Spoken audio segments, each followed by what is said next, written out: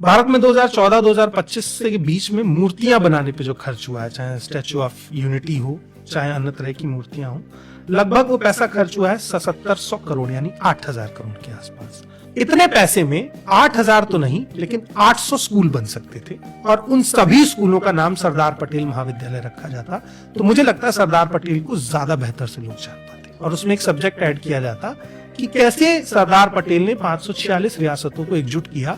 The subject of unity आप पढ़ाते तो लोग जान पाते, मगर इंटेंशन वो नहीं था। दूसरा, मंदिर निर्माण और मंदिर से जुड़े क्षेत्रों को विकास के लिए जो पैसा खर्च हुआ वो लगभग 98,000 करोड़ यानी 1 लाख करोड़ के आसपास है। अयोध्या मंदिर निर्माण में 3200 करोड़ रुपए लगे और मंदिर के साथ साथ अयोध्या का डेवलपमेंट हो इसलिए 85,000 करोड़ रुपए खर्च किया गया।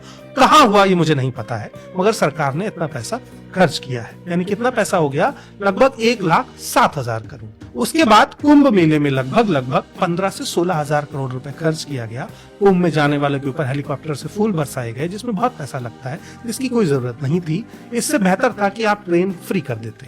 अगर आपको बहुत ही मूर्खता करनी थी तो आप ये भी कर सकते थे। 16-17,000 करोड़ खर्च हुआ यानी 1,25,000 करोड़ रुपए। भारत का एजुकेशन बजट इस पूरे पैसे से कम है और भारत का हेल्थ बजट भी इस पूरे पैसे से कम है। तो जब आप हेल्थ और एजुकेशन पर इन सब ढकोसलों से कम खर्च कर रहे हैं तो मैं आपसे उम्मीद कैसे करूं कि आप काम करेंगे? 85,000 करोड़ रुपए अयोध्या के विकास के लिए।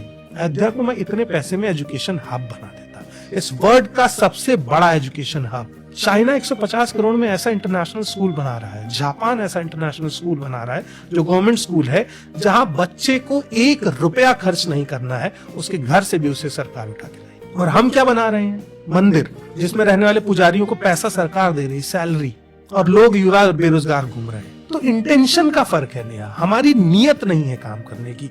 हमारे देश के नेता पैदाइशी कामचोर हैं, हमें ये मानना पड़ेगा, चाहे वो किसी पार्टी से आते हैं। आप मुझे कांग्रेसी कहें, भाजपाई कहें, आम आदमी पार्टी कहें, आप मुझे बहुजन समाज पार्टी का कहें, उससे मुझे कोई फर्क नहीं पड़ता। जो नेता पावर में आएगा वो चोर होगा अगर आप उसे चोरी से नहीं रोकेंगे। सिंपल सी बात है। आप इस भरोसे पे सरकार को नहीं छोड़ सकते कि ये मेरी पार्टी के लोग हैं तो ये चोरी नहीं करें। तो ये डेटा बताता है कि आपकी अकाउंटेबिलिटी में कितना बड़ा लूपहोल है।